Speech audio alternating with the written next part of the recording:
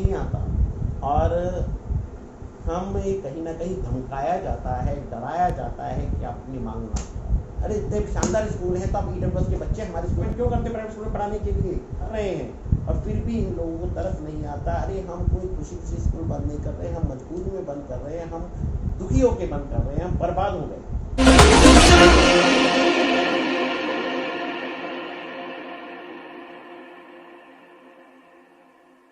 नमस्कार, सभी को स्वागत करना। मैं अनूप कुमार। आज हमारे साथ हैं दिनेश जैन जी, ये अलका पब्लिक स्कूल के प्रिंसिपल हैं और आज इनसे बात करेंगे कि कोरोना और लॉकडाउन में प्राइवेट स्कूलों पे कितना असर पड़ा। सर, आपसे जानना चाहेंगे कि प्राइवेट जो लॉकडाउन आया है, इसमें जो प्राइवेट स्कूल हैं, 5वीं तक के पब्लिक स्कूल, इन पर कितना इफेक्ट किया? नमस्कार, मैं Dinesh Jain, principal Alka public school, साथ में मैं प्रेसिडेंट हूँ इस दिल्ली प्राइवेट स्कूल एसोसिएशन से, और साथ में ही मैं प्रेसिडेंट हूँ DAPS ट्रस्ट इस दिल्ली में का। और आज मैं एक प्राइमरी स्कूल रन करता हूँ और मुझसे ज़्यादा प्राइमरी स्कूलों की समस्याओं को कौन नहीं जानता, क्योंकि हम लोग आज कटोरे रास्ते पे खड़े हैं, ऐसे रास्ते पर जहाँ पर हमारी समझ नहीं आ रहा कि हम क्या करें, स्कूल चलाएं या बंद करें। हमारे पास इनकम पर कोई सोर्स नहीं, हमें कुछ भी सेविंग देने के लिए पैसे नहीं, हमारे पास बिल्डिंग का किराया देने के लिए पैसे नहीं, हमें किसी सरकार से किस तरह की मदद, क्योंकि हमारे पास पूरा कानून लागू होता है, दिल्ली सरकार का भी, MCD सरकार का भी, किसी ने भी हमें किस तरह की मदद नहीं की। हम प्राइवेट स्कूलों में सबसे छोटे लेवल की यदि आप देखेंगे तो प्राइवेट स्कूल 4 तरह के होते हैं, primary, middle, secondary, senior secondary. तो सबसे छोटे लेवल पे प्राइमरी लेवल आता है, सबसे कम फीस हमारे होते हैं, सबसे गरीब बच्चे हमारे स्कूलों में आते हैं। वे बच्चे जो रिक्शे वाले होते हैं, जो मजदूर वर्ग के होते हैं, जब तक सरकारी स्कूलों पर विश्वास नहीं करते, कहते हैं हमारा बच्चा कुछ पढ़ जाए, और वो बहुत मुश्किल तक नहीं पढ़ाते, क्योंकि 5वीं और 8वीं तक की जो हमारे स्कूलों में पढ़ाते हैं, उसके बाद में 9वीं से 12वीं तक पढ़ाने की उनकी हिम्मत नहीं होती, तो ज़्यादा पैसा। तो वे बच्चे हमारे पास आते हैं, और आज इन लोगों की क्या हालत है आपको पता है, और उनकी वजह से जो हमारे स्कूल में बच्चे आते हैं वो कहाँ हैं आपको पता है। एक सरकार एक बच्चे पर तो सरकारी स्कूल में पढ़ते हैं 5,000 से 8,000 रुपये खर्च करती है, और उस 5,000 से 8,000 वो पैसा कहाँ से आता है? तो सरकार को टैक्स के रूप में जो टैक्स पेयर होते हैं वो देते हैं। उस टैक्स के पैसे को कैसे बेकदरी से पूरी तरह से उसको बर्बाद किया जाता है। आप सबको पता है कि वो स्कूल में, सरकारी स्कूल में पढ़ाया जाता है, सिखाया नहीं जाता, और हमारे स्कूलों में सिखाया जाता है। हमारे यहाँ की टीचर कम सैलरी लेती है, उन बच्चों को पढ़ा देती है, उन्हें सिखा देती है, और उन बच्चों को योग्य बना देती है, उस लायक हो जाते हैं कि वो आज IRS, IAS, IF, IPS में पढ़ा। हमारे स्कूलों से कितने बच्चे पढ़ के गरीब बच्चों के बड़े बड़े पोस्टों पर पहुँचे। आपने अभी बताया कि आपके दोहरे कानून लागू करते हैं, MCD जो कि केंद्र सरकार के अधीन आती है, और दिल्ली सरकार, दोनों सरकारों के कानून को किस प्रकार से मैनेज करते हैं? सर, आपको एक बहुत सुंदर उदाहरण बताऊंगा मैं कि पूरे देश में 25% बच्चे पढ़ाए जाते हैं फ्री। दिल्ली में एक तो राज्य सरकार है, एक MCD जो राज्य सरकार के अंदर में है।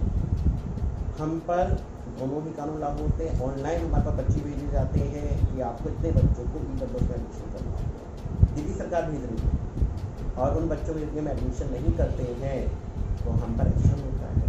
उन बच्चों को किताब भी देनी होती है, ड्रेस भी देनी होती है, उनको क्लास भी नहीं होती है, हम नहीं देते तो हम पर एक्शन होता है। लेकिन जब हम पैसे मांगने जाते हैं, सर उनके पैसे दीजिए, 25% बच्चों के पैसे दिए, तो MCD सरकार कहती है, लेकिन दिल्ली सरकार देगी, दिल्ली सरकार कहती है आप तो मानता प्राप्त MCD से, तो आप MCD के पास जाएंगे। यानी पैसे देने के लिए दोनों बात गायब हो जाते हैं, लेकिन ऑर्डर देने के लिए दोनों आगे आ जाते हैं। वही तो हमारा सवाल है ना कि दोनों के ऑर्डर को कैसे मैनेज करते हैं? देखिए जी, ये हमारा, हम क्या मैनेज कर रहे हैं, हम तो शोषित हो रहे हैं, हमारा शोषण किया जा रहा है दोनों तरफ से। और केंद्र सरकार से भी हमारी गुजारिश है कि आप भी कुछ नहीं कर रहे हो, आप भी केवल बैठे हो, आप भी ऑर्डर पास कर देते, लेकिन क्या नीचे उसको पालन हो रहा है, नहीं हो रहा है। छोटे एक बड़ी ही अजीब सी बात है, चींटी को भी 100 किलो वजन उठाने को कह दिया जाता है, और एक हाथी को भी 100 किलो वजन उठाने को कह दिया जाता है। हाथी 500 किलो वजन उठा सकता है, जबकि चींटी 1 किलो वजन नहीं उठा सकती, लेकिन दोनों को उठाने को कहा जाता है। कैसे कैसे कानून है आपके, टकासीर भाजी टकासीर का खाजा, अंधेर नगरी चौपट रहा था। ये अंधेर नगरी है जहाँ पर कानून सिस्टम के अनुसार नहीं चलते हैं, AC में बैठ के कानून पास कर दिए जाते हैं, जो सब पे लागू कर दिए जाते हैं। ऐसे ऐसे कानून मैं आपको दिखाऊंगा जो हम लागू नहीं कर सकते, जिनका पालन नहीं कर सकते, लेकिन जबरदस्ती हम पे थोप दिए जाते हैं, यदि हम उसके खिलाफ आवाज़ उठा ही नहीं सकते। क्योंकि हमारे हाथ और गर्दन दोनों काटे जाते हैं। हमारी मजबूरी है, हमने कैसे कैसे ये स्कूल चला रहे हैं। मैं एमए बी एड हूँ, मेरे पास नौकरी अगर मैं सरकार से मांगूँ मुझे नहीं मिलती। नहीं, सरकार कहती है कि आपको 7th पे स्कूल देना चाहिए। अरे मैं टीचर हूँ, अपने आप को मैं शिक्षित करता हूँ, मैं अपने आप को स्कूल नहीं दे पाता हूँ। कैसे स्कूल चलाऊँ मुझे बताइए। आज 1.5 साल हो गया है स्कूल बंद हुए। हमारा जमुना पार में स्कूल आता है, पिछले साल दंगे हुए थे फरवरी में, आपको पता होगा। हमारे स्कूलों में बच्चों की 70% फीस पूरे साल में जाके आती है। मार्च के टाइम जब एग्जाम होने थे फाइनल पेपर, कोई बच्चा स्कूल में नहीं था। पेपर कहाँ हुए हमारे यहाँ, वो फीस हमारी पूरे साल की मानी। एक एक बच्चे को हमें पास करना पड़ेगा इस पर, वहीं पेरों से पैसे देते नहीं। इसके बाद कोरोना आ गया। कोरोना के बाद हमारे स्कूल में एडमिशन ना के बराबर है। जहाँ 200 बच्चे थे 50 बच्चे रह गए, 25% बच्चे रह गए जो फीस भी नहीं दे रहे, तो उनमें से भी आधे बच्चे रह गए। और इस साल तो मतलब बच्चे भी एडमिशन एक भी नहीं है। हमारी दुर्दशा देखिए, ना तो ईडब्ल्यूएस का पैसा आता है, ना पेड बच्चों का पैसा आता है। और जब हम सरकार को कहते हैं हमारा स्कूल बंद करने की एप्लीकेशन देते हैं, तो वो कहते हैं ऐसे नहीं बंद होगा, इस पर भी आपको कुछ चलाना, तब मैं आपका स्कूल बंद करूंगा। टीसी भी साइन तब करूंगा जब आपका स्कूल बंद हो जाएगा। इसकी रिपोर्ट जब तक बना नहीं। अगर टीसी स्कूल बंद होगा तब देंगे तो उसमें तो बच्चों का भी भविष्य खतरे में आता है ना, कि वो आगे भी एडमिशन नहीं ले पाएंगे। आपकी बात सही है, लेकिन मेरी एक बहन है जो स्कूल बंद कर रही है, उनकी मुझे व्यवस्था पता चली, मुझे बड़ा अजीब सा लगा। मैंने कोई बात नहीं, हम इस बात को हमारे जो LCD की जो एडिशनल कमिश्नर है, एडिशनल डायरेक्टर है, उनके सामने उठाएंगे। मुझे पता है इस पर क्वेश्चन सोल्यूशन होगा, वो करेंगी। लेकिन ये क्या है कि ये लोग मर रहे हैं, हम लोग मर रहे हैं, और फिर भी इन लोगों को तरस नहीं आता। अरे हम कोई खुशी से स्कूल बंद नहीं कर रहे हैं, हम मजबूरी में बंद कर रहे हैं, हम दुखी होकर बंद कर रहे हैं, हम बर्बाद हो गए।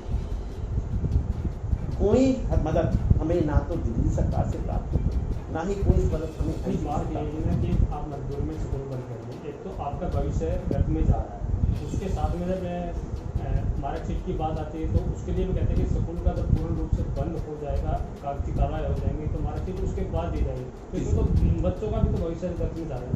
देखिए, इस समय भविष्य में तो प्राइमरी एजुकेशन है, वो एजुकेशन जो बहुत सस्ते में गरीब बच्चों को मिलती थी, जो उन्हें आगे IAS IPS बनना, उन बच्चों का तो बेड़ा गर्क हो ही रहा है। उन टीचरों का भी क्या हो रहा है कि कितने लोगों को हम रोजगार देते हैं। छोटे स्कूल, आपको पता होगा दिल्ली में 70% स्कूल प्राइमरी और मिडिल स्कूल्स हैं जो कि ढेर सारे लोगों को रोजगार दे, कितने सारे टीचरों को सरकार कितने लोगों को टीचर जॉब दे रही है, और कितने लोग जो पढ़े लिखे लोग हैं वो कहाँ जाएंगे। वही के टीचर कितने कितने घरों को चला रही है, कैसे चला रही है, वो सारे परिवार में। टीचर एक व्यक्ति नहीं है, परिवार है। तो सब तक आप देख रहे होंगे, रोज अखबार में खबर आ रही होगी कि टीचर ने आत्महत्या कर दी, स्कूल के मालिक तक अब आत्महत्या कर, क्योंकि कहाँ से खर्चे उठाएं। हमारा ना कमर्शियल बिजली, कमर्शियल पानी, कमर्शियल मकसद। अरे भाई सरकारों, ये तो सुन लो, आपके ऑर्डर से हमारे स्कूल बंद हैं, पूरी तरह से बंद हैं।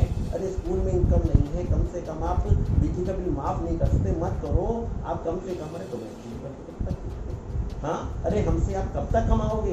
आप 5-5 से 10 हज़ार रुपये एक बच्चे पे खर्च करते थे, हम 500 से 1000 रुपये लेकर बच्चों को पढ़ाते थे। आपका वो पैसा बचाते हैं और आपसे बहुत अच्छी एजुकेशन देते हैं। आप कहते हो कि हमारे दिल्ली के स्कूल बहुत शानदार है, सरकारी स्कूल। अरे इतने शानदार स्कूल हैं तो आप ईडब्ल्यूएस के बच्चे हमारे स्कूल में क्यों भेजते हो। इतने शानदार है तो अपने सरकारी नौकरों को आप पैसा क्यों देते हो, रिम्बर्समेंट क्यों करते प्राइवेट स्कूल में पढ़ाने के लिए। अरे भाई कुछ तो जो है ऐसी बातें कहो कि जो है मानी जाए। हाँ, आपकी कथनी और करनी में बहुत फर्क है। कम से कथनी करनी तो एक करो, कम से अपने सरकारी नौकरों को तो अपना सरकारी स्कूल में पढ़ाने के लिए बोलो, और नहीं पढ़ाते तो उनके पैसे क्यों दे रहे हो भाई, वो तो बंद करो ना। आप जो है ईडब्ल्यूएस के बच्चे हमारे क्यों भेज रहे हो, आप कितने बढ़िया स्कूल हैं, उन बच्चों को आप अपने सरकारी स्कूल में पढ़ाइए। आप मेरे स्कूल में क्यों भेजते हैं और फिर उनके पैसे भी नहीं देते हो आप। 9 साल हो गए मुझे, ये देखिए मैं आपको लेटर दिखाऊंगा, 9 साल हो गए हम लेटर भेज रहे हैं। हमारे जो नया डायरेक्टर साहब आए हैं, आप देखिए इसमें मैंने सारी बातें लिखी है और बिल्कुल साफ साफ लिखा है कि आपकी जो सिस्टम है पूरी तरह से गलत है, इसको सही कीजिए। आखिर क्या कारण है कि आप कंप्यूटर के युग में फाइलिंग करवा रहे हैं। आखिर फाइलों के आने जाने से किसको फायदा होता है। जब आप ऑनलाइन एडमिशन भेजते हैं, हाँ, तो आप ऑनलाइन रिम्बर्समेंट क्यों नहीं करते। आज की डेट में ऑनलाइन में सब कुछ आ जाता है कि स्कूल की सारी डिटेल सबके पास पहुंच जाती है, अधिकारियों के पास, सबके पास सारी डिटेल होती है, किस बच्चे का एडमिशन हो गया, क्या एडमिशन नंबर है, कौन सी क्लास में, क्या एड्रेस है, क्या फ़ोन नंबर, आप क्या जानना चाहते हो, हमारी सारी डिटेल, बैंक की डिटेल, सब डिटेल आपके इन्वेस्टमेंट के कॉलम में आ जाती है। फिर भी आप फाइलिंग सिस्टम, इस फाइलिंग सिस्टम का टेबल के ऊपर क्या आना जाना होता है, इसका कारण आप समझ सकते हो, क्या उद्देश्य है। पिछले कई सालों से देखने को मिला कि आप टाइम टू टाइम प्राइवेट स्कूलों में जो हालात हैं, जो बच्चे बेहतर होते जा रहे हैं, उनकी मांगे सरकार से, प्रशासन से उठाते जा रहे हैं। आपने कई जगह लेटर भी दिया है, तो उनका रिप्लाई जवाब क्या था?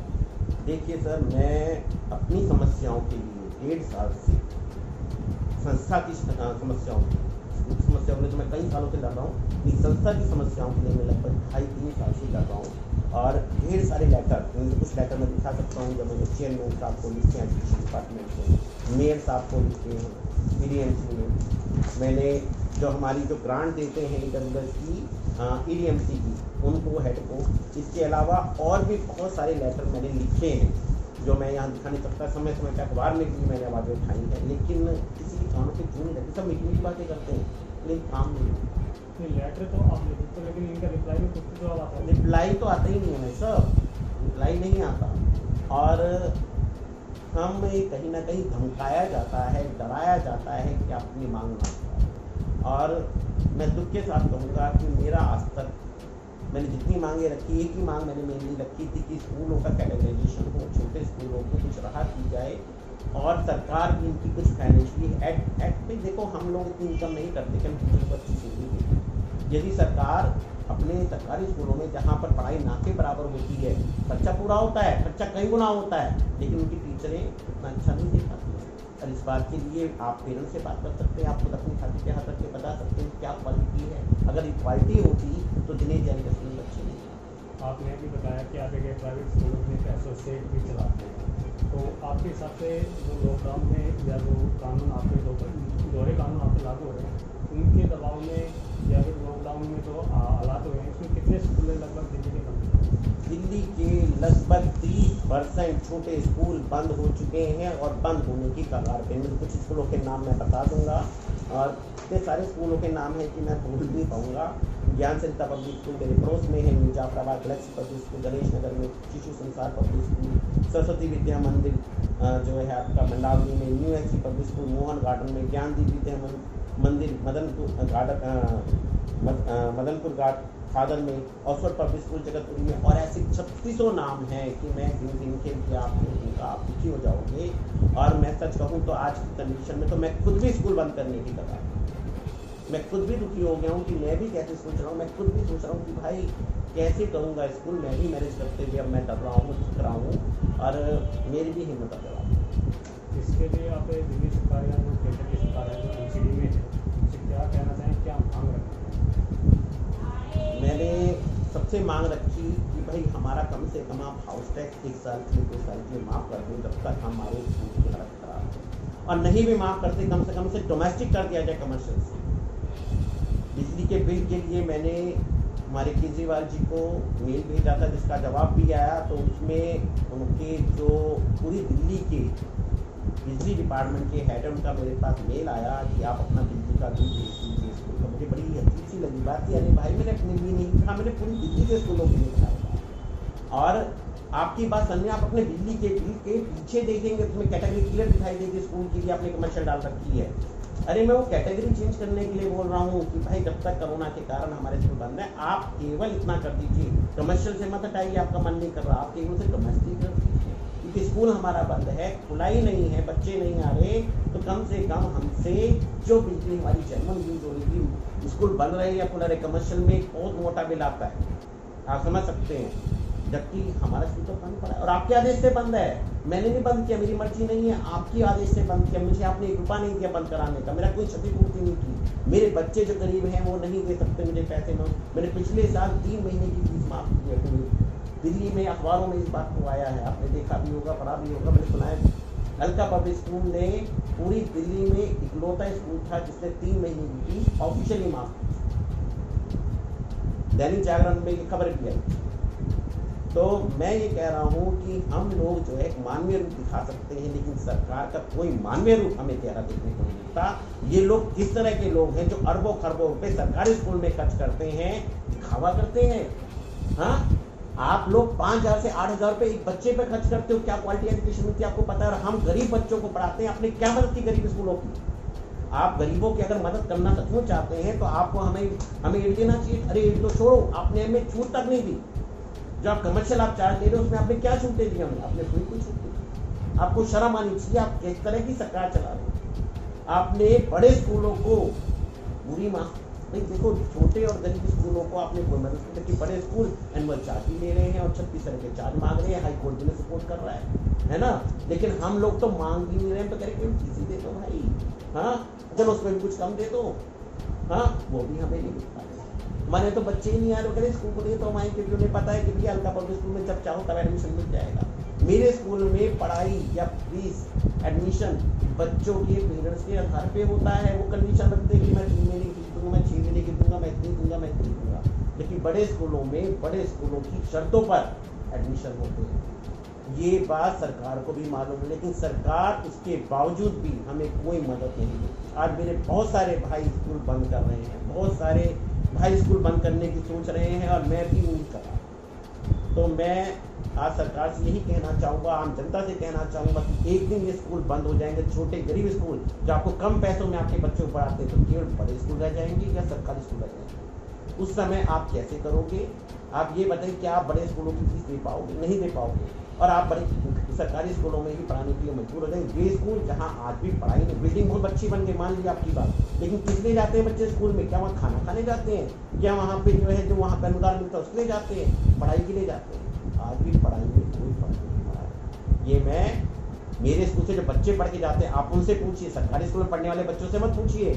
हाँ, उनके लिए सुधार हुआ होगा, 1 का 2 गुना हो गया होगा, लेकिन मेरे स्कूल से जो बच्चे पढ़ के जाते हैं उनके तो वो आधा भी नहीं आता।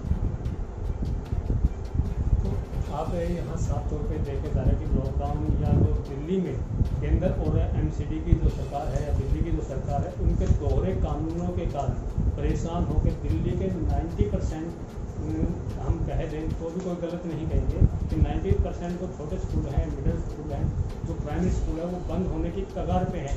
उन स्कूल संचालकों के सामने ऐसी हालतें आ रही हैं जिसमें वो आत्महत्या तक के लिए मजबूर हैं। और जब वो स्कूल बंद करने की एप्लीकेशन लगाते हैं तब भी उनके ऊपर मापदंड थोपे जाते हैं, या उनको कहा जाता है कि या तो आप कुछ चढ़ावा चढ़ाओ, या फिर आपको एनओसी तब मिलेगी तब आप कुछ चढ़ावा चढ़ाओगे। ये उसके अलावा भी कुछ बातें और भी आ रही हैं जिसमें टीसी तब दी जाएगी आपको जब आपका स्कूल पूर्ण रूप से कागजी बंद हो जाएगा। इसमें बच्चों का भी भविष्य कहीं ना कहीं गर्त में जा रहा है। अगर बच्चे को टीसी नहीं मिलेगी तो वो आगे एडमिशन भी नहीं ले पाएगा। बच्चे का इसमें उन बच्चों का भी साल यहाँ खराब होने दो।